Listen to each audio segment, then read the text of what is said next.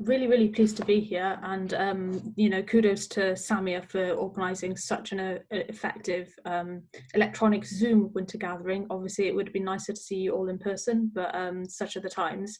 Anyway, so I'm going to be hosting. I have the privilege of hosting the next session, which is about storytelling in the time of pandemia. I hope I'm saying pandemia correctly, because really I want to say pandemic, but it shows what a Philistine I am with my very narrow vocabulary. So we've got two very esteemed guests with us today. Iftikhar Malik, who's a professor of history at Bath Spa University and obviously a friend of the Muslim Institute and a regular attendee of the winter gathering, and also Medina Whiteman. So I'll go through their biographies very quickly. So Iftikhar has done all sorts on the contemporary Muslim world, Muslim diaspora and modern Asia. Has taught in Bath Spa, also Helsinki, and I know that he's recently published a book called Silk Road and Beyond. I think that's with Oxford University Press.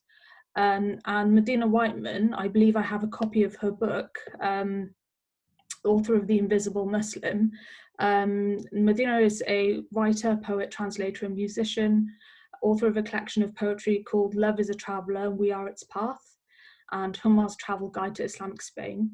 She's very lucky because she lives near Granada in Spain with her family and writes a regular blog called Cave Mum. So hello to our panelists, really great that you're both here. And I've just been interrupted by my mum, so I told my family to be quiet, but clearly they didn't listen to me. So this comes from being a middle child and having no authority. So anyway, I've got a few questions that hopefully will be able to prompt some discussion about kind of creativity, storytelling, and how we felt in terms of the unfolding pandemic, and how this impacted the way we saw the world and the role of storytelling. So I think first I will go through the very first and obvious prompt that I jotted down when I was told that I would be hosting this event. And so the first thing that I'd like Iftikhar and Medina to address would be their initial reactions to the lockdown and how they had experienced the pandemic in terms of the way it was unraveling in topical affairs, and them monitoring it personally, and also how that impacted on their kind of productivity or their current projects that they were working on. So I'll take the opportunity to go straight, I think, to Medina, and we'll hear her voice. Hi, Assalamu alaikum. Assalamu alaikum, great to hear from you. Yeah, can you hear me okay? Yeah, perfect. Great. So thank you so much for inviting me. This is a really, I was very taken by the title of this. It makes me think of the Boney M song. I think it was Boney M, The Age of Aquarius. I think if we could see it more as a kind of almost like a black comedic musical that we're living through at the moment, it might sort of, make it a little bit easier to live with. If we could all burst into song, sometimes it might, lighten the mood a little bit, because it's been a bit grim, I've got to say, for good reason, for very good reason. So when I was actually about to start a book tour for my latest book, the Islamic Muslim. I keep calling it that by accident. The Invisible Muslim. So that came out at the end of February, and I was in Paris. I flew to Paris at the very sort of second to last or last weekend of Paris for some work.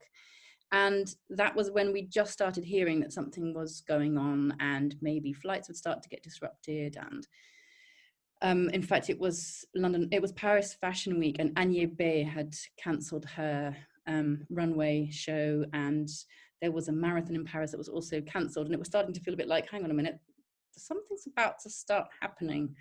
Quick, let's just run around and do as much as possible in the meantime. So then I went to London the following weekend, and I gave a little presentation at WOW, Women of the World, at South Bank, which was amazing, a huge privilege to be there, brilliant place to be, launching my book. And then I did something at Rumi's Cave also in London, and then went to Leeds. The University of Leeds invited me to come and talk about it. was Sophia Rahman, who's she was a PhD candidate then. She's now got her PhD. Amazing woman who writes about feminism and Islam. So, and then I came back home, and it was suddenly like, that was the day before Spain went into lockdown. So Spain has had a lot of fatalities, a lot of cases. Arguably, we have a very an older demographic. Could be one reason why.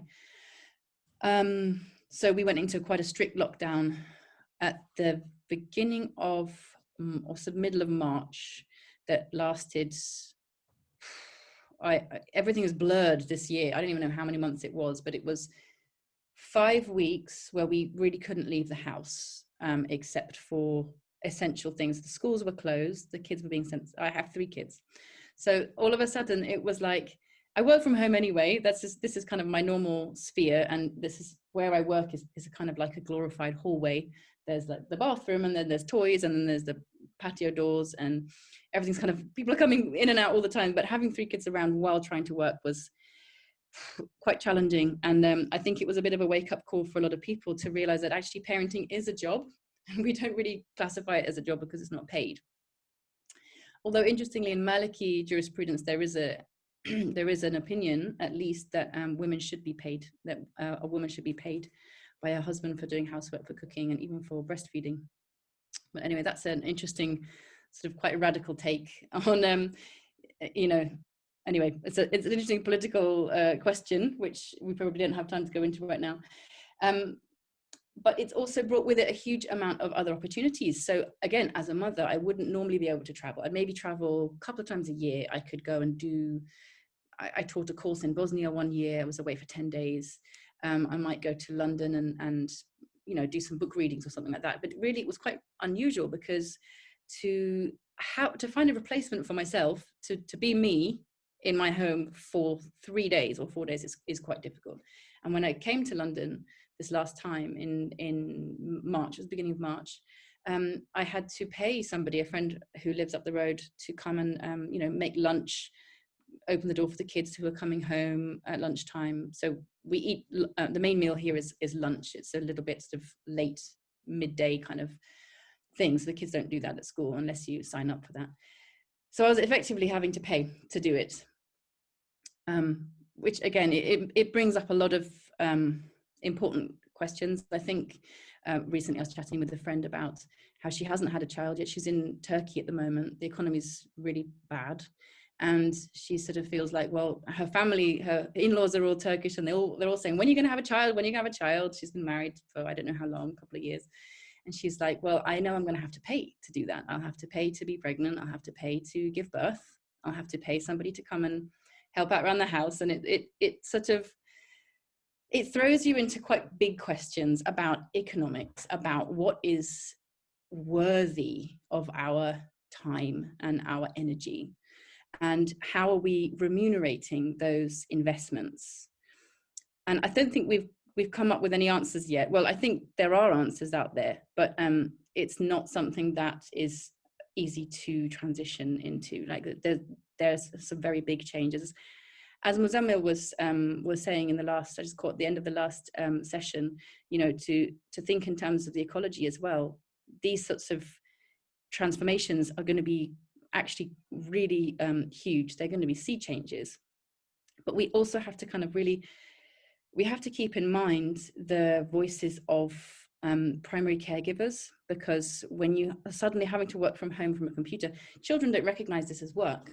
This doesn't look like work to them. It looks like you're sitting at a computer, at a TV screen, and you're just looking at something, or tapping away with your fingers. They don't recognize it as work. They're just like, yeah, but you're just on your phone. And I'm like, actually, this is work. I'm doing something for work. Chatting with somebody might be work. So if you're a writer or a storyteller, having those communications with people across the world is research. That's part of your work. It's not like you have this period of time, this hour, I'm going to be working, I'm going to be paid X amount for that, from that time. But it's still input, and it's necessary. Sorry, I'm speaking so fast, I'm forgetting what the things that I was going to talk about. The way that it's impacted me as a writer, it's meant that all of the sort of appearances that I would ordinarily have had to organize with childcare to be able to do. Now I'm doing it all on Zoom, like now, which is phenomenal. I mean, it's actually opened things up at the same time as it's put a lot of pressure on working mothers. It's also opened things up tremendously for us. Like, women are able to do courses now at their own, not so much at their leisure, but they can organize their time. If they can't catch a live course, maybe there's going to be a replay, maybe it will be recorded and they can sort of listen in at 11 p.m. after their kids have gone to bed. Courses which you would normally have to have traveled for and which would have been very expensive and are now financially much more available. So that's one thing that's been really interesting. It's been super interesting watching people transition into more digital workspace as well. Work, for example, friends who are a life coach or some kind of healer or therapist, sort of seeing them suddenly have to reinvent themselves as like an Instagram personality in order to be able to get the kind of work that they might have got before in person. Now it's all digital. And I'm sure this is something that we're all thinking about and we've kind of talked about to death, sort of digitization of the human experience. And social media is a really huge part of that as well, because it's, it is very accessible. It's constantly accessible. You can, in fact, it's designed to be so accessible that you almost can't avoid it. It's designed to be addictive. It's designed to be free, although of course there are other costs. It might be people's mental health or their self-esteem, the price that they pay. Young people are famously not as adventurous as before. They'll spend a lot of time just sort of browsing, kind of endlessly scrolling, rather than getting up and doing something. So it's kind of making us more inactive physically, but also inwardly, maybe we're exploring worlds that we wouldn't have looked at before. We're spending a lot more time reading, interacting with people on the other side of the planet. Like, I've started doing some creative writing courses. Last Saturday I did one. I had somebody in Cairo, I had 2 people in Istanbul, I had some people in the UK, various parts of the UK, somebody else, I think. No, I didn't have anybody in North America. And then later today, I'll do another one for people in North America. So I'll have California, various parts of Canada, somebody in Tanzania is going to be joining. So that kind of thing, I just sort of think that is phenomenal. That's extraordinary. And to be able to just sit in my house and do a concert, and, people can tune in from all over the world. That is something, there's really something to be said for that.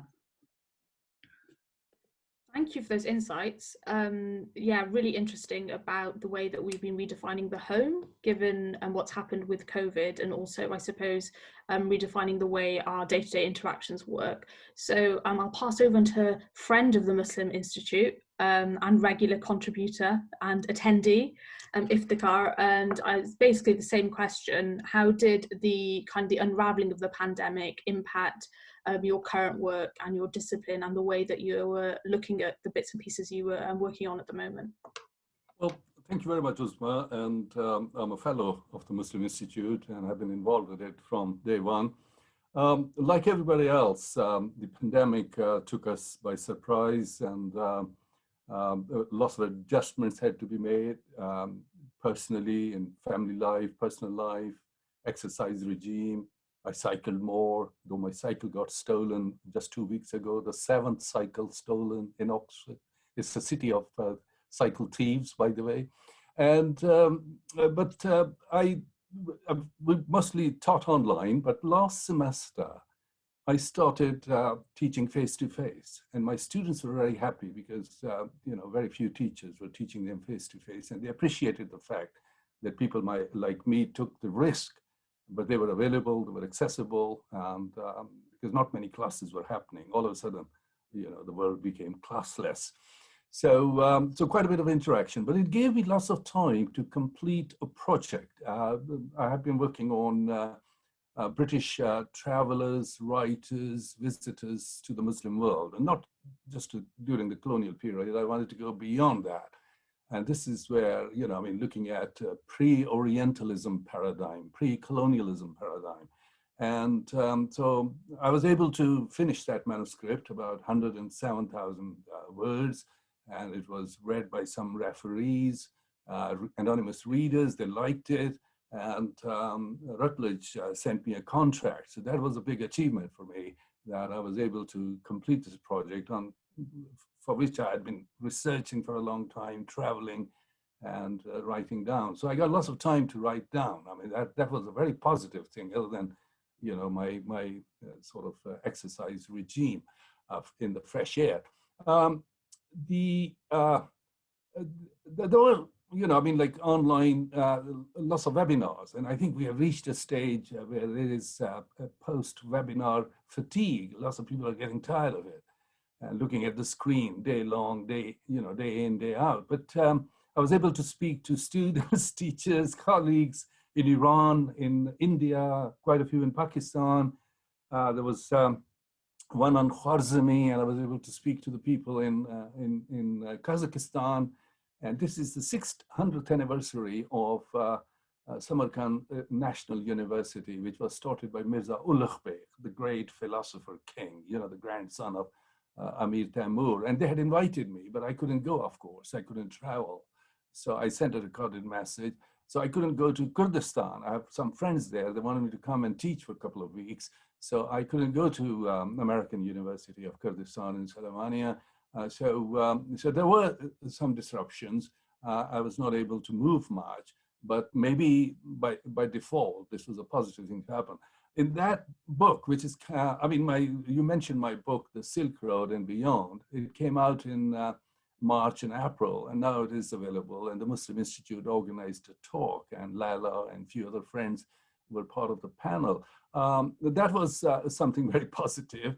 And that came out during this year. And there were some BBC interviews. They wanted to know about epidemic in history, for example, when the Mongols, created this huge empire by destroying so many cities, and they reached the Black Sea, and what happened, and how the plague arrived into Spain and Britain. So there were lots of interest in medieval history in reference to epidemics, which I thought was something which where history, other than science, was becoming, sort of very popular as an academic activity. The book that I finished and is with Rutledge now, hopefully should be out in May or June next year. The first chapter is about Abélard. Now, not many people know about Abélard. If you Google his name, you will end up with his French contemporary philosopher, Abélard, with B, not with B. Now, Abélard went, he studied in France, and then 7 years he spent in Syria, and he learned Arabic. And he is the man who translated lots of Arabic and Persian classics into Latin. He reintroduced Greek scholarship into Britain, and some people think that he brought zero from the Middle East into England. And also Arab numerals, because earlier we were using Roman numerals. So I did lots of study on him, and not much is available on him. There's only one book which has been published by an organization, republished by an organization in Bath. So I did a chapter on that. That's the first chapter in my book. And this is from 10th and 11th century. So it's long before the colonial period. And this is the time when the Crusades had started. And he was based in Antioch, and he traveled through Turkey and all those places. And he has published lots of books. I mean, there's a long list of books. He's the chap who actually introduced Khwarizmi. And this is how we got the word algorithm in Latin and English.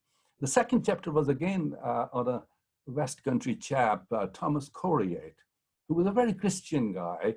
And he studied here in Oxford. He didn't complete at Worcester College. It was called Gloucester Hall at that time. But then he wanted to travel. So he traveled across Europe, 1,990 miles he walked through Germany, through Italy, through Netherlands. And he introduced fork and umbrella in this country. And he is considered to be the first modern travel writer. So when he came back, he published a book, 1,000-word long book. But he wanted to go to India, and he was a very Christian fellow. So he spent 8 months in the Ottoman Empire, and he gets into debate with Muslim clerics, and he goes to Syria, he goes to the Holy Land, then he spends a year in Iran, in Persia, in Isfahan. He writes about Isfahan, and through Afghanistan, he writes funny things about Pashtuns. He is maybe one of the earliest Englishmen to write about Pashtuns in Afghanistan. And then he ends up in Ajmer and Agra. He wanted to see the Mughal emperor. So 1613, he is in India, and he has an audience with Mughal Emperor Jahangir. And then he falls ill later on, and he is on his way back, but he dies. So my second chapter is about this man who wrote about Islam, who wrote about Ottoman Turkey, and who gets into debate. For example, in Multan, in present-day Pakistan, he runs into an Italian Muslim, and they have a debate about Islam and Christianity. In Agra, he goes up the top of his house, and when there is an azan happening, he starts giving another parallel azan in Christianity. And he's saying, look, I can do these things in India. Here, people are so tolerant. I challenge their religion and all that kind of stuff. So these kind of people, I've started reading about them. And then there are a couple of ladies, because I thought most of the travel writers are men, you know, when we talk about travel writing. So Fanny Parks spent 35 years, and she visited the Mughal Empire, the emperor during the decline. It wrote very sad things, and how the British were abusing Taj Mahal, having their, you know, evening balls, and how, you know, the palace in the Red Fort was being used as a kitchen. So she created lots of awareness about the abuse of these Muslim Mughal, you know, monuments in India. And there was a lady who was married to a Sayyid in 1812 here in Surrey. And then she goes to India, and she spends 12 years in India, Mrs. Sayyid Ali. And she doesn't write much about herself, but she's very much impressed by Shia Islam, because she's living in Lucknow, and she sees Muharram, she sees Marsiyas, and she understands a little bit of Urdu and Farsi. So this is the first ever book on Shia Islam by an English person, especially by an English woman. So this is the work which kept me busy. So I'm very glad that, you know, I was able to take the benefit from long sittings in my little room, in my little study, and was able to complete it. So overall, I think this has been a very sad period, because the families definitely cannot reunite. And of course, the classes were not happening, and people couldn't travel. But for the writers and, you know, people in my kind of profession, I think this was a time where you could do lots of reading and you could do lots of writing. Yeah. Well, clearly you're very lucky that you had a profession which was very amenable to these circumstances. I have a question, and I'd like to direct it in the first instance to Medina, and then in the second instance I'll address it to Iftikhar. And my question is, how do you think the experience of the pandemic has impacted your own personal craft of storytelling? Because I write things, as you all know, and Naomi has and her publishers has supported me in getting my poetry book out, which I'll read from in the open mic if I have an opportunity. And I personally have found it quite a stressful period, and I haven't been kind of productive in creative terms or anything like that. And I have been kind of focusing my efforts on like comforting cultural output, so revisiting childhood books and that kind of thing. And I'm sure that this will have a lasting impact on the lens through which I see the world. So because Medina, I know that you are a creative writer, I thought it'd be apt to address this question to you in the first instance. So how do you think the pandemic has impacted your cultural output? That's a very interesting question. I was just thinking about how in my book, which is kind of a travelogue memoir, it's interesting because if you write about travel while you're not able to travel, it forces you to be very imaginative and resourceful and look back on, particularly if you're writing any kind of memoir, of course, you're going to be kind of going into a nostalgic retrospective mode where you're thinking back about the past and reconstructing events that they're going to have a different cast now compared to how you lived them at the time. I mean, maybe I was looking back on things that I had experienced when I was a teenager or in my early 20s or something like that, and then now I have a completely different experience on it. And much as I love traveling, I adore travel, in fact, and this year has been very difficult in that respect, not being able to travel. But also, as I found writing my book, I sort of started with the most sort of outward periphery, going to the most sort of othered spheres I could think of, or that I had actually experienced myself. So I started with being in East Africa, and sort of worked my way around various different places that I had spent some kind of significant amount of time in, or had some sort of significant experiences in, and eventually sort of pulling it back to where I live now, which is in Spain. And then from there, going in even smaller, kind of scaling it down to the micro, to the point where your adventure is a relationship, a family. And then even smaller, to talking about the body and hijab and visibility. And it starts to become more abstract. At the same time as it becomes more personal, it becomes more abstract, because it's like you're zooming in so close that you start to sort of like looking at, you know, molecules inside of yourself, and it's sort of ceases to be, in a funny kind of a way, in a paradoxical way, it ceases to be so tangible. So in terms of use of time, and this is something that Iftikhar talked about, I mean, it's very, very important. Obviously now we have to be really conscious about using our bodies and being embodied. And I think that's something that is becoming much more, people having to become much more aware of, because, you know, we're all putting on weight for one thing. I mean, being a writer is a terrible profession if you want to stay slim, because you sit on your butt for long periods of time. But again, you know, you can see every situation as having as sort of being an impulse to do something that is the opposite of it. So if you're forced to sit in the house quite a lot, there was a really funny video that was circulating around the beginning of the first confinement here in Spain, of somebody putting like vegetable oil on their kitchen floor and then holding onto their kitchen counter and like walking on the floor as if it was like a treadmill. That was kind of funny. But you know, all the things that we normally do for so much joy, like going for a hike or going dancing or something like that, we have to just reduce it all. So the disco, the discoteca, you know, the, what do you call it, the nightclub is your own front room, or you're doing it through House Party, like an app where you know, people on the other side of the planet are doing it with you at the same time. It's all very kind of surreal. It is very, very surreal. And what I've found also is working with people in different time zones, particularly. So I did an online poetry reading. It's interesting I'd like to hear your poems, Uzma. I didn't realize that you were a poet. I did an online poetry event with some people in Sydney just the other day, Thursday, I think it was. And so for them, it was evening. For me, it was morning. And there were some people in Istanbul at the same time. They were kind of halfway across the planet.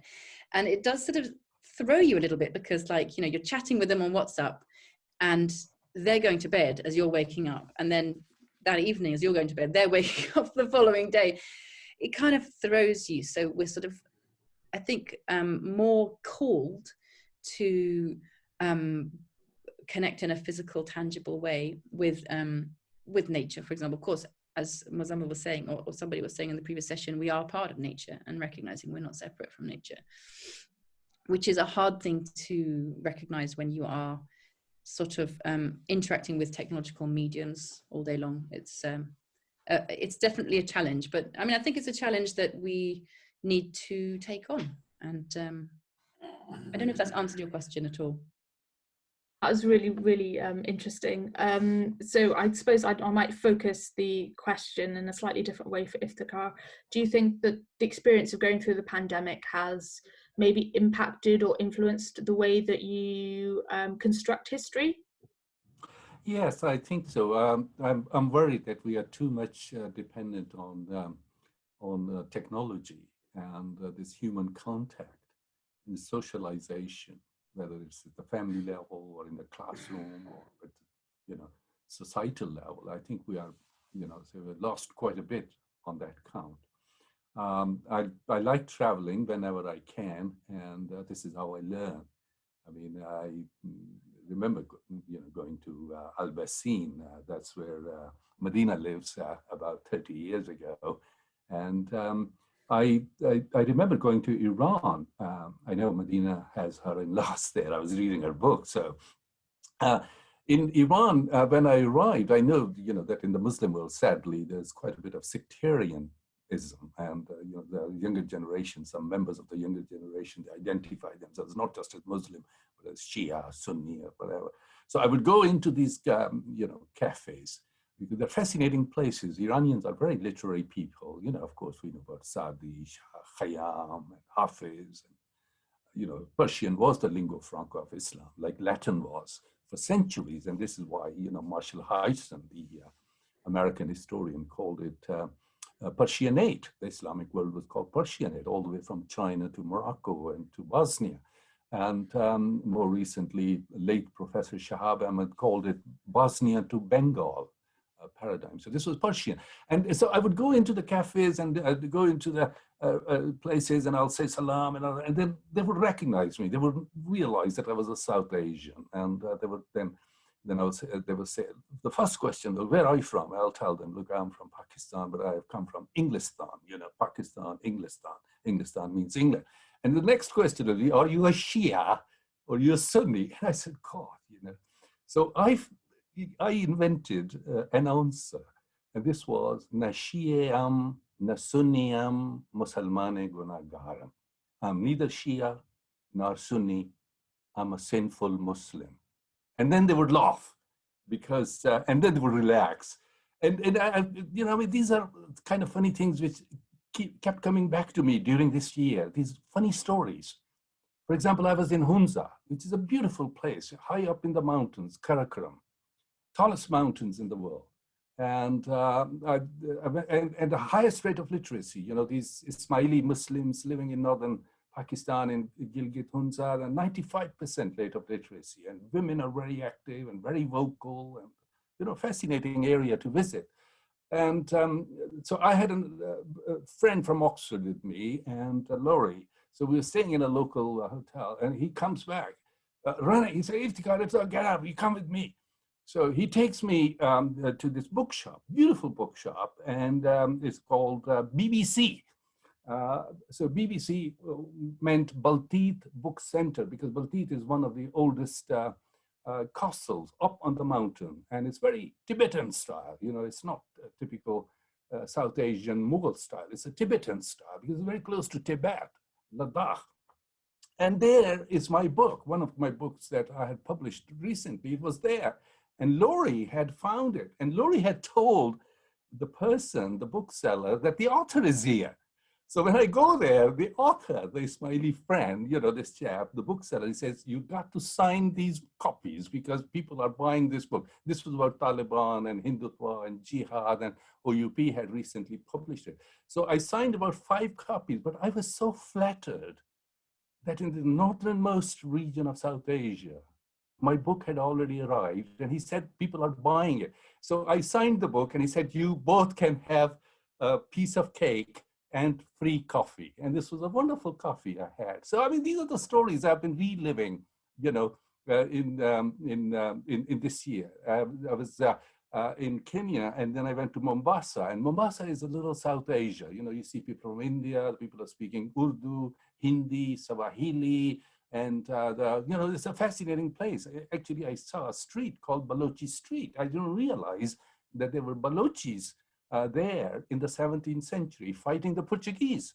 So I went to Mazrui graveyard because I had great regard for this great historian, Professor Ali Mazrui, one of the earliest and most eminent historians of Africa. And he came from this very respectable family from Kenya called Mazrui. And they have a private cemetery in Old Mombasa. And facing that cemetery is the church. Is the castle, which is called Jesus Castle. And this has got lots of history. You know, Omanis were based there, and then Mazruis were based there. And so I was, you know, during this last year, I had lots of time to reflect on these encounters.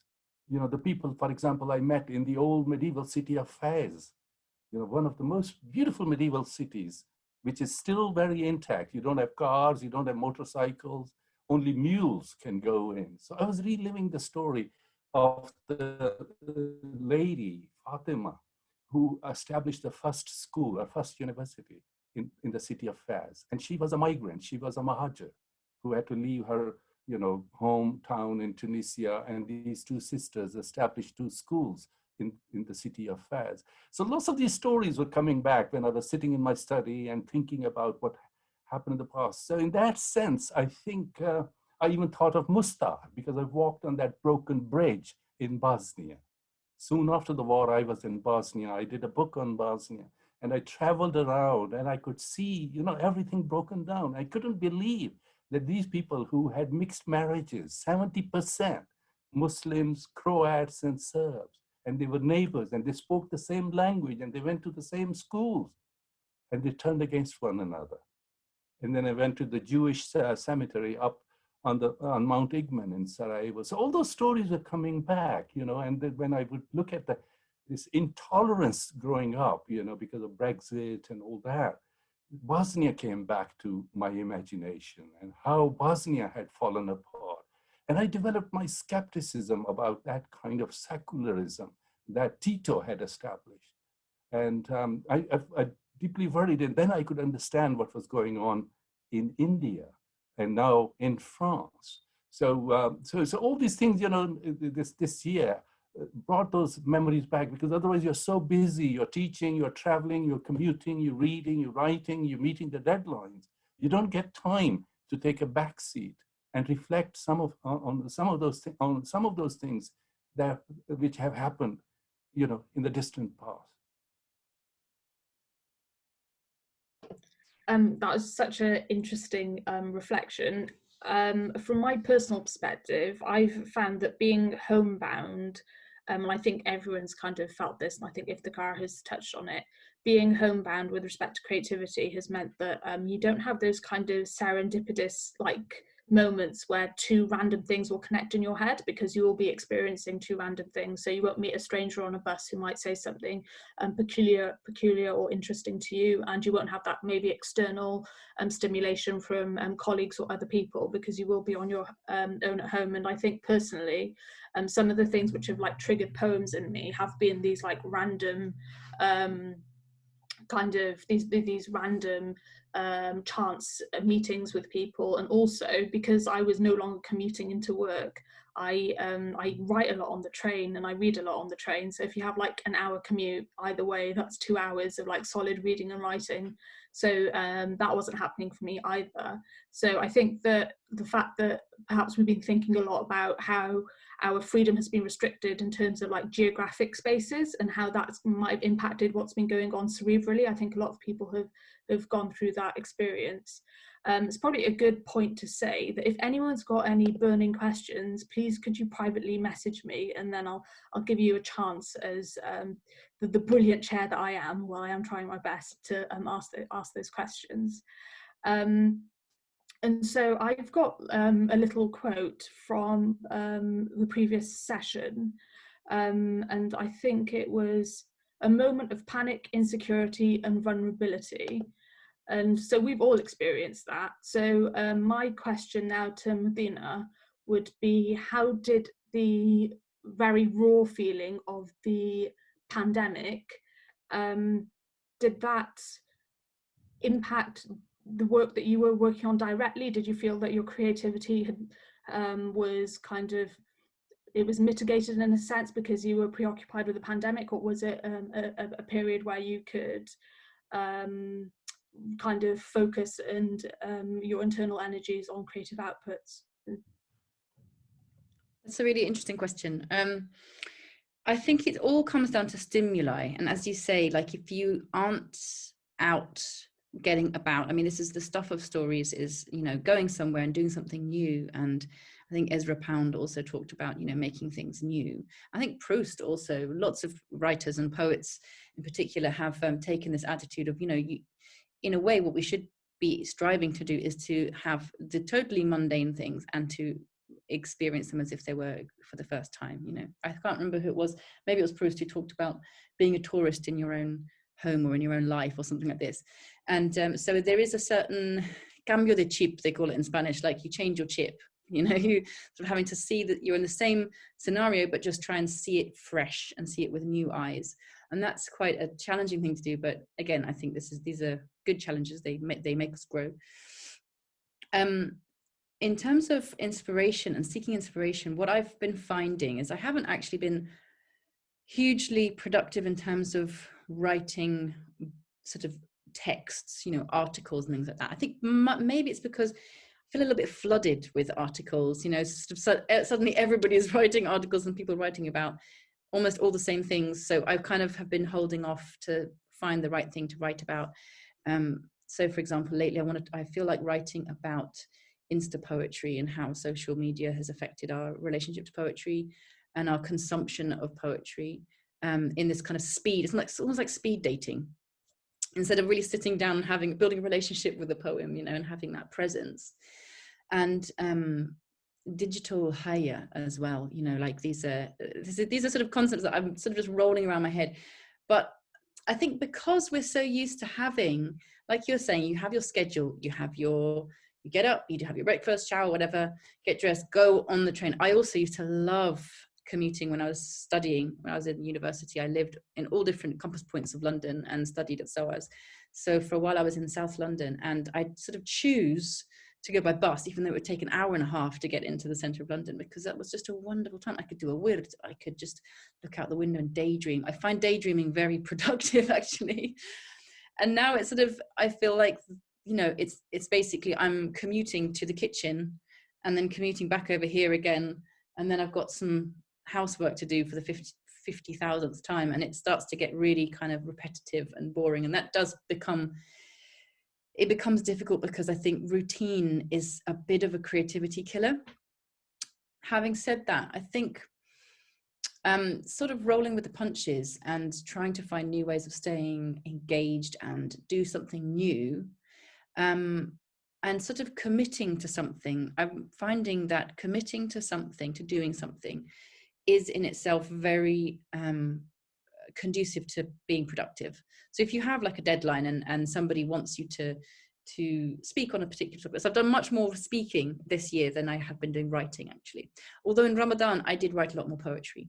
I was part of an artist residency, an online artist residency. Again, something I never would have been able to even countenance before having children. You know, I couldn't have gone away for a month to do something. So I was producing recordings and recording songs and writing poems on particular topics and doing online writing workshops. And it was a bit stressful sometimes trying to get, you know, make those deadlines. But also once you set yourself a task and you say, I'm going to write about something, just pull something out of the air, and for that date I'm going to have something, it's extraordinary. It sets lots of things into motion quite subconsciously, and before you know it, you have things are coming at random times of day, like you're doing the laundry or something like this, and you'll have some kind of idea that will emerge. But it is different. It sort of feels like we're in a fog. That's my problem, is I feel like we're in a much more foggy, disconnected and kind of upside down, sort of amorphic state, where we have to kind of force ourselves into some sort of schedule to say, right, this time I'm going to do that YouTube workout, or I'm going to, you know, do yoga at this period of time, or join this class, even though I don't have to. Like, I could just sit down and do yoga for an hour. I'm sure I could find a way of doing it, but I'm not going to do it unless I actually sign up. So it's signing up for something and committing and having that sort of dedication and saying, right, it's like tent pegs, you know, like if you've got this kind of wind sort of whipping you around and sort of disorientating. I think that is a very prominent feeling from this year, and specifically to do with the pandemic. There's a lot of disorientation, all the fake news that's coming, all the conspiracy theories. Who do we believe? Should we just take the mainstream narrative of what's happening? Maybe it's true that there's things happening behind the scenes. Who knows? Yeah, my brain is finally in the cloud. Shannon says, well, yeah, if only it was that retrievable. I just feel like we're sort of in this kind of mist, and it's like kind of cut a swathe through it, because otherwise we can sort of drift into, I think there's a good kind of drifting. There's a good kind of drifting in the sense that maybe you've gone down a rabbit hole and are downloading all the useless things. Well, rabbit holes are sometimes really great. Like Wikipedia rabbit holes are fantastic. I find them really interesting. Again, how much do you trust information? Anyway, sorry, what was I saying? I've gone off on a tangent. Yeah, so sometimes drifting is good. Sometimes the tangents are good. Sometimes, you know, the word ramifications is to do with branching. And like, if you look at a tree and all the different parts of the tree, the roots are essential. All of the parts are actually essential. The roots are essential. It's keeping it stable. It's drinking water, it's feeding from nutrients in the soil. The trunk is the sort of central stem of it, with all the xylem and phloem and all that stuff that you learned in GCSE science. And then it has to ramify, it has to spread, and it has to produce leaves, because that's how it feeds from the sun. But then it also has to blossom, and from there produce fruits. And it's at the ends of those branches that you find the fruits. So you sometimes you have to go down that kind of that wormhole to find really interesting things at the end of it. But you can also get lost in them as well. You know, like an actual wormhole in space is, I mean, God knows what an actual wormhole is like. None of us have ever been in one. But yeah, it takes, the challenge, I think, is to maintain focus and just sort of staying grounded. That for me has been the biggest lesson. I'm not a naturally grounded person at all, not in the slightest. I'd much rather be, you know, daydreaming and thinking up stories, especially when I was younger. I'd write a lot more fiction. I would be, you know, starting a new novel every week. That was when I was about 10. I have like notebooks of like each, you know, every other day I'd be starting, you know, some new book and then sort of scratching it through and starting something else. So it is great to be in a different stage of my life where I feel like actually I want to dig in one place and get to water, and not just, you know, dig 20 mini wells that don't go anywhere. But also like the tangibility factor, the physicality of it, you know. And I think becoming a mother has really helped me in that sense, because it forced me to. I mean, I could have chosen to, I could have decided to make it my practice and go to the gym, or like do something that would really, you know, make me more embodied. But having kids was kind of like, okay, you're going to have to do this now, whether you like it or not. And then since then, I feel like I have to balance the sort of abstract work of words and concepts and writing with gardening. And, you know, I think this is one way that pets are really great as well. If you have a pet that you can sort of stroke, and it just brings you back into your senses. And I was saying this in a sort of IG live I did with somebody recently, that it's really one of the really interesting things about Islam is that the prayer that we do, the ritual prayer, salat, is on the one hand consummately spiritual, and it's also physical. It's a very physical way of praying. We have lots of different positions, and we have to sort of remember the order of them. So it's not the same as just sitting and meditating, which is also a beautiful thing to do. It's not to detract from that or to dismiss it, but to recognize ourselves as human beings that actually are in between these two worlds. You know, the unseen, we are part of the unseen as well. There's unseen parts of ourselves. And then there's also this physicality, this physical quality, which is also essential. And we also can't neglect it. And I think it was actually Imam al-Ghazali who said that the body is like a camel. And if you are going on a journey, you need to look after your camel. You need to feed it and water it and rest it. And, you know, of course, you don't, you know, you're on a journey, you're going somewhere. The point of the journey is not the camel, but you do need to look after it at the same time. Really interesting insights there, Medina. Thank you. I really like the way that you've kind of gone from one point to the other, and it kind of gives an insight perhaps to your personal creative process as well, and your internal voice. I'd like to angle that question a slightly different way to Iftikhar. So we've all gone through this period of feeling acutely vulnerable, feeling panicked, feeling maybe a greater sense of our own mortality, feeling that our freedoms have been restricted in a way that perhaps we haven't had these privations before, at least in my generation. So I'm wondering whether or not this experience has impacted the way that you're looking at specific historical subjects who've perhaps gone through similar traumas in terms of infectious disease or war. Yeah, I mean, as a student of history, I can see how these epidemics used to visit, you know, the world so often. Every 20, 30 years, we used to have plague, we used to have smallpox, which reminds me of the fact that I did some research on Mary Montego. Mary Montego was the wife of the English ambassador to the Ottoman Empire in the early 18th century, and she was from upper class, and she was a feminist of a different type, and very, you know, independent-minded person. So she wrote very long letters to Alexander Pope, to Abbe Conti, to Isaac Newton and lots of people, very, very well placed people. And Voltaire actually translated some of her letters into French as well. So when she is in Constantinople, she observed the way Ottomans were treating epidemics, and how these elderly women, mendicants, will visit the families, and they would what she called engraft the people with the smallpox germs, and they would bleed them and they will inject them with smallpox, and that's how their immune system will become very active and they will escape smallpox. So this inoculation was observed by her, and she saw it succeed in many cases. And she was she was the first person from this society, from British English society, upper class, wife of the ambassador in Constantinople, who made her son go through the same process. And he was 3 years old or 4 years old. And all her relatives and friends and royal family, they were deeply worried. They thought, oh, these Turks, they are barbarians, and why are you following their practice? And she was able to convince them through her letters. And she comes back, she undertakes a campaign in this country for inoculation. And she writes lots of articles in all kind of magazines and newspapers under all different pen names.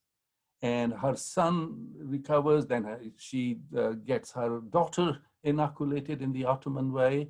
And then the king is convinced, but the king wants some guinea pigs. So George I, I think, was the king at that time.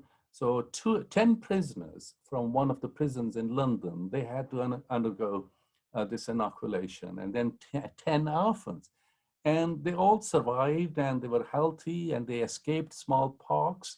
And that is how the royal family, the kids in the royal family, were inoculated. And then came along Dr. Jenner.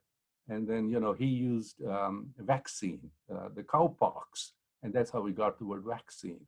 So Mary Montego actually introduced this practice and this scientific skill from the Ottoman Empire into this country.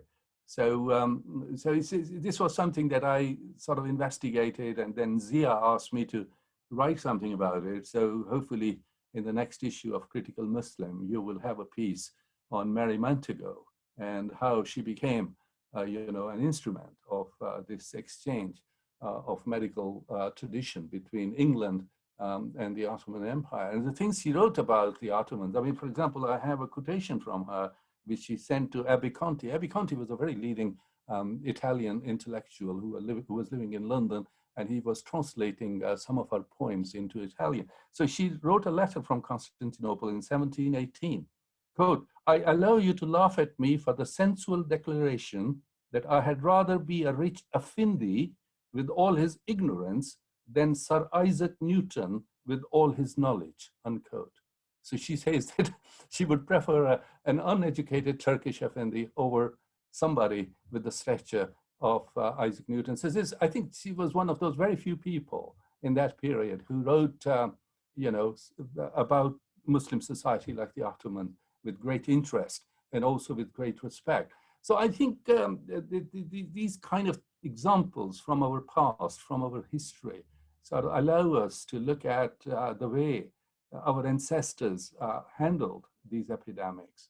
And there have been books about modernity and how modern medical science was introduced in the Ottoman Empire in the 19th century, or in Egypt, or in Persia.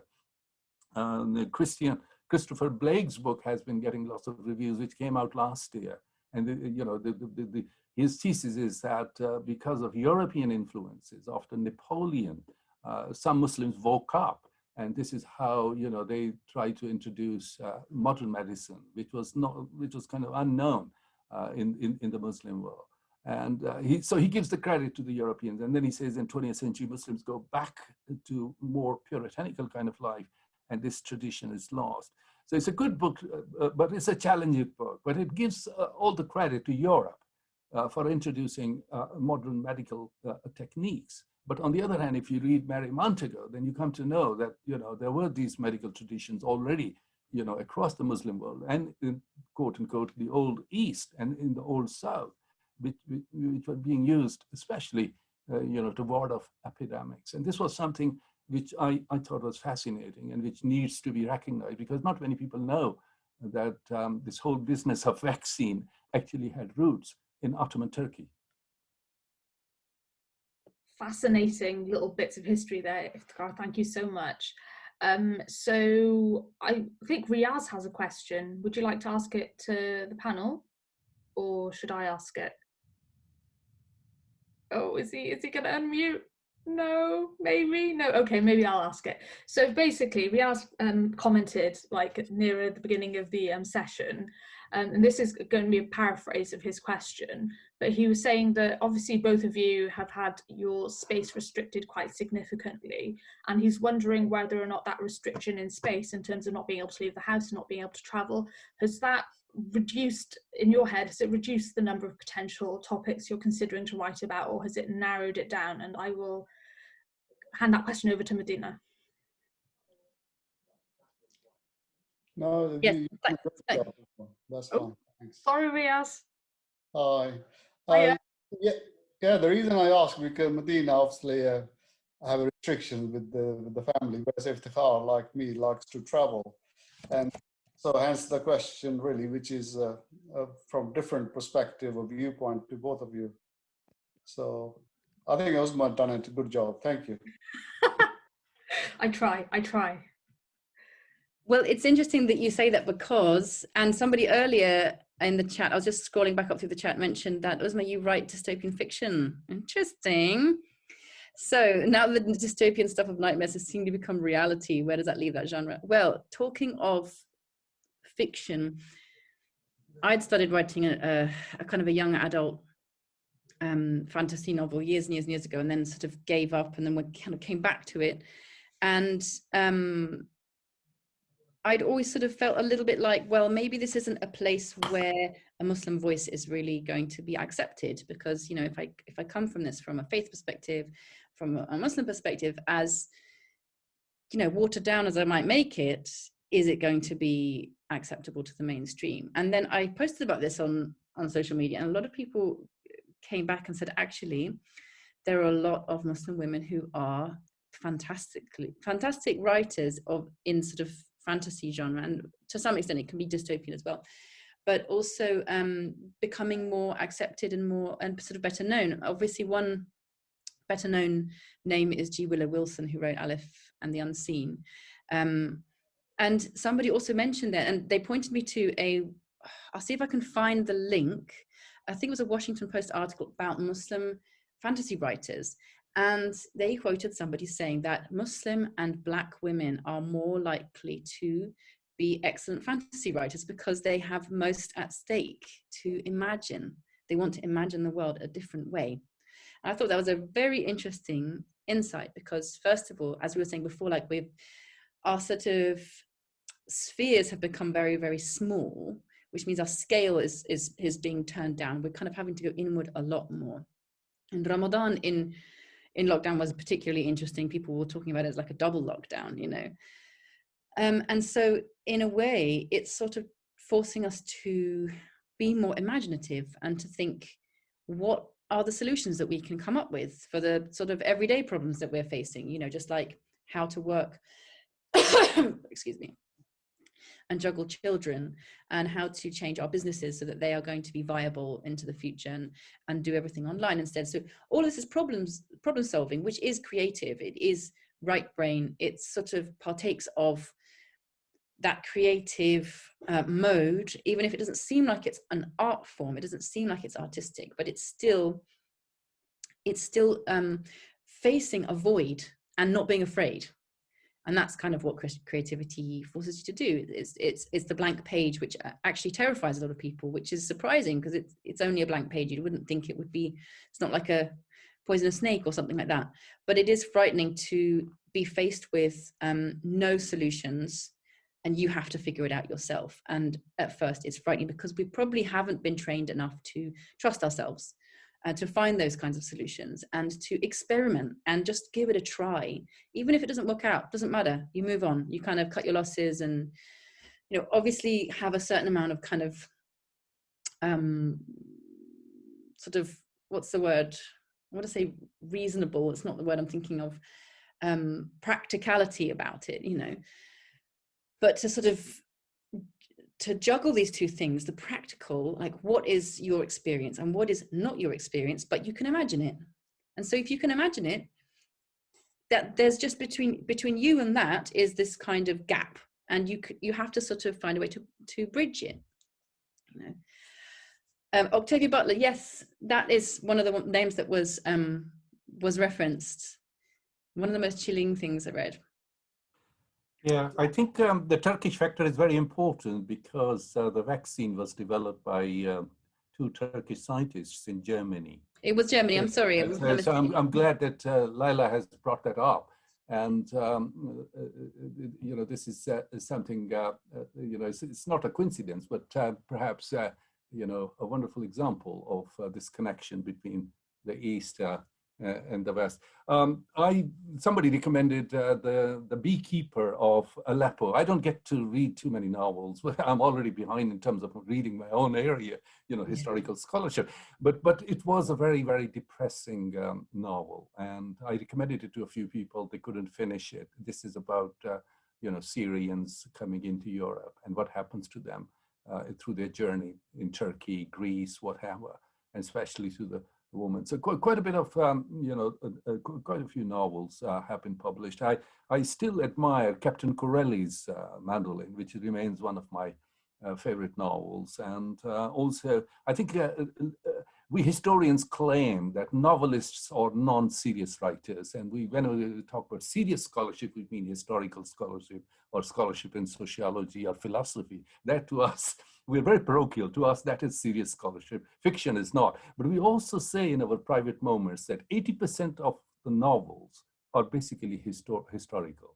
So lots of history actually in those fiction. And when I was reading Celestial Bodies by Omani writer, Dr. Joka Al-Harsi, I was fascinated because I've been doing research on slave trade across the Indian Ocean. We know a lot about the slave trade across the Atlantic Ocean, but not much is known about the slave trade from Africa to India to China to the Middle East. And that has gone on, you know, for centuries, longer than the Atlantic slave trade. And so I was able to go to Oman, and Dr. Al-Harsi gave me time, and I felt so privileged that here is a novelist, the first Arab woman novelist to get Booker Prize. And I'm sitting with her, and she's basically an academic, and she teaches Arabic literature. And she's a PhD from one of the Scottish universities. I was sitting with her for about 40 minutes. She made me coffee. We went over it because her novel talks about slavery and how people of you know, African descent is still, you know, sort of kind of discriminated in the larger Arabian social context. So I think the novels do help us understand some of these complicated social relationship or human relationship in a very plural world that we live. So in that sense, I think, you know, there are, you know, people who have been writing on the issues of epidemic, and even as we speak. And every time I go to Blackwell's or Waterstones, I'm really, you know, I'm really impressed. But we historians, we take years to write a book, but maybe the novelists is rather easier and quicker. So I see more and more fiction. But I do miss those little bookshops, which have closed down sadly because of epidemic. And I know Naomi is here. She was here last year in Oxford, and there was a wonderful poetry recital in one of those privately owned bookshops. So those privately owned bookshops have suffered quite a bit, and because of online shopping and also because of epidemics. So I don't know how it's going to affect, you know, literary pursuit in the overall sense, because lots of people are buying online and people are not visiting the bookshops as well. Thank you very much, Iftikhar. Some really interesting insights there. We have about 5 minutes left of this event, so Samia has very generously given me the permission to overrun, so we'll be going on until 5:15. So if you've got any burning questions, please message them directly to me or in the chat box, and I'll make sure they get asked. In response to Iftikhar's comment about maybe it's easier to write a novel than it is to write history, having done an undergraduate degree in history many years ago, and having attempted to write a novel, I think writing novels is much harder than putting facts together in a narrative. I mean, obviously a lot of it's labor intensive to find the facts and verify the facts and corroborate the facts and make sure all the facts have correct balance in any historical narrative you're writing. But like personally, I find the process of writing non-fiction much easier than writing writing fictional prose. I find fictional prose actually is one of the most difficult things for me to write personally. I think that poetry for me is much easier. I feel like I can control the words on the page because I don't write epic poems. It's much kind of shorter art form. So perhaps it speaks to some kind of internal control freakery I have. And maybe that's why Samia decided that I'd be a good chair, because I'd be able to exercise my control freakery. Some really interesting reflections here. And I have, with respect to the question about dystopia, I went through a phase of just not even being able to countenance dystopia at the beginning of lockdown. And I think within cultural spaces, a lot of people are like, let's just not even talk about dystopia as a genre because it's just too close to us now. But then once we started learning a bit about the virus and we were able to control the virus in a certain way, and our essential utilities and supply chains didn't completely collapse, I think people started exploring the genre a little bit more. There's always been a kind of a recurring trope within the genre about vaccination, and that is vaccination there actually to save us? Is vaccination there to control us? Is it a nefarious thing? Just for the record, I'll definitely be getting vaccinated if I'm offered the vaccine at some point. I'm not an anti-vaxxer at all. But again, that speaks to this whole cynicism with respect to state power, which often comes up within dystopias. So personally, during this period, I found Ramadan really interesting because I was on my own in London, and I've come back to Wales now, and I'm in my parents' house.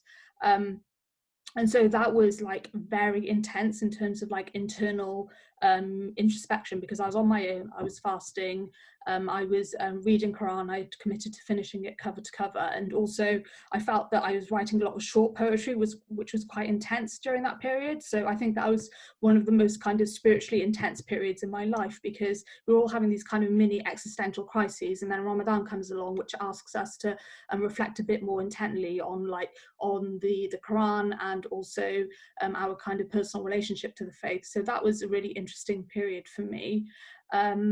I'd be interested in hearing whether or not Medina has any comments about whether or not Ramadan impacted her creative process at all. Yeah, it absolutely did, for the exact reasons that you're saying, like and particularly being awake at night. And one of the great things about it was that normally in Ramadan, I would have to basically lose sleep for 2 to 3 weeks and then have a kind of a physical breakdown and have to stop fasting for a while, because especially when the nights are short and not having very much time to eat, and then going to sleep for 2 hours and then getting up again and having suhoor and praying and trying to go back to sleep and having maybe 45 minutes, have to wake up again, get the kids ready for school, get them out the door, go to work. It was so draining, and I didn't feel like it was a very spiritual experience for me in those previous years when I'd stopped breastfeeding, I was fasting again, I had small children. It was just so manic, and I found it so draining, physically demanding. I didn't really feel like I was getting the richness, the beauty of it. And then this year, because the kids were having school at home and they were not having to get up really early, and they had this much more fluid timetable, we were able to really enjoy being awake at night. And there were a lot of courses, like going back to what we were first talking about, sort of Zoom dhikrs, for example, or courses, or sort of webinars or gatherings, whatever they might be, that might be happening on the other side of the planet, and maybe you want to stay up till 2 a.m. to do it. Like there's a dhikr that I often attend on Saturday afternoons now, which is just since the beginning of this year, well, since March or so. And there's a woman in Tasmania who stays up, it's like 3 a.m. for her, and she just stays up. And that's, it's like your tahajjud, it's like your quiet time when everything is turned down, you've turned down the noise. And I was sort of challenged by a few kind of artist groups and sort of Muslim artist platforms, I suppose, who kind of reached out and they were like, we really want to encourage people to produce poetry and engage with each other's poetry. And so they kind of threw out some sort of challenges, which was really, really helpful. It is really useful to be kind of given that task, you know, write something on the topic of, I don't know, Wellington boots or whatever it is. Almost anything can be a little kind of spark, and we want it for this time, and we want you to read it on this time, and so it kind of pushes you to do that. One thing I wanted to say, though, in response to what Iftikhar was talking about, that it's interesting in Latin languages, the word for history and the word for story is the same word. That's true. And in Swahili also, one way of greeting people is to say "lete story," which just means bring story. Like, there's this kind of fluidity between what is objective and what is subjective. And this is a sort of a vague area. I mean, maybe people disagree with me on this, but it's sort of like the history that has come down to us. As historians, you are like storytellers, really. You are storytellers because you're taking facts, you're taking events and evidence. Of course, there's always going to be that question of how accurate is this evidence, who was writing, what was their agenda, was there some kind of particular reason that this text was saved and maybe a kind of conflicting text was destroyed, and so on and so forth. And there's always been, you know, histories, for example, in the Inquisition in Granada, 1 million books were burned in Vibrambla in one single bonfire, books in Arabic. And so, you know, for people to, the sort of subjective experience, you're sort of thrown back to that in a way. Yeah, that's true. I mean, a story. I mean, that's what the word which was used by Herodotus, who is considered to be the father of history. So there is history, even in, you know, the holy books. There's quite a bit of history, but they are not history books. But there is so much competition in the subject. I mean, Harun has raised an issue that language is not a main challenge. And I think language, facts, research, references, interpretations, all these things make historical scholarship very competitive. You can't get away with it if your book is awkward, if your source material is not authentic, if you haven't looked at all the interpretations. So first of all, nobody will publish it because the referees will not approve of it. And if it is published, then it is trashed by your reviewers. I mean, there's a book, wonderful book done on Sultan Selim, the Ottoman Sultan, who was a conqueror and who established the Ottoman control of the Holy Land and North Africa. So there's a chap from Yale University who has published a book. And this book has been, I would say, brutally reviewed by two historians, one of Indian origin who teaches in California, and the other chap, I don't know where he is from. And they're not experts on Ottoman Empire, but they have raised very important issues, and it has become a big debate. So on the one hand, it's a wonderful book, but at the same time, the reviews are happening, and there's a debate taking on. So you can't really get away with murder by saying, oh, well, I published a book and it's there. No, the books, you know, sort of, they have their own lives, written word, whether you write a novel or you write, you know, something very reflective that Medina has done, or you write, you know, scholarly works. They become a public property, and people can challenge you. And even after long you're gone, you know, people will come back to your material, and you will be. So in that sense, I think scholarship, because there is no final word in research. That's what we say in humanities. There is no final word in research. And I think the scientists would say the same thing. There is no final word in research. I mean, like Zia was saying earlier on, that at the beginning of the epidemic, the scientists in this country were divided. They were saying, oh, don't wear mask. Half of them were saying, wear mask. Now it is compulsory. Now it's legal. So even scientists could debate and could differ. So same way, I think in historical scholarship, we differ. And I would invite people like you who are sitting here to read this wonderful book by this Afghan-American, whose mother was an American, father an Afghan, first Afghan student to do PhD at Chicago. His name is Ansari, Tamim Ansari. It is called Disrupted Destiny. The way he has handled the history of this region, you know, and he, from River Nile to River Indus, is so fascinating because, you know, we are so hung up on Mediterranean history, Eurocentric university in historical scholarship, in philosophy, everything is focused on Europe. Nothing wrong with that, but at the expense of Africa, at the expense of Asia, at the expense of native people in North and South America. So we historians are trying to broaden historical scholarship. And this chap who used to work in a library in Texas somewhere, Tamim Ansari, he's a descendant of one of those Sufis, Ansari from Herat. And he has written a beautiful book. I mean, he's not a trained historian. So, but I mean, there is nobody who has a monopoly. And this is where I think any kind of scholarship, and, I mean, I was just being a bit lightheaded when I said, it's easy to write novels, because all my friends in my department, because we have a very good creative writing department at Bath Spa, and then I know people here in Oxford who are involved in creative writing, and some of those students are producing novels. Actually, I was reading a chapter today by a young lady from Karachi who studied history, but then she came to Oxford to do creative writing, and this is her third novel that she's working on. So it's, I mean, scholarship is nobody's monopoly, and I think we live in exciting times because there's so much being published. But the only thing is that we are reading a lot online.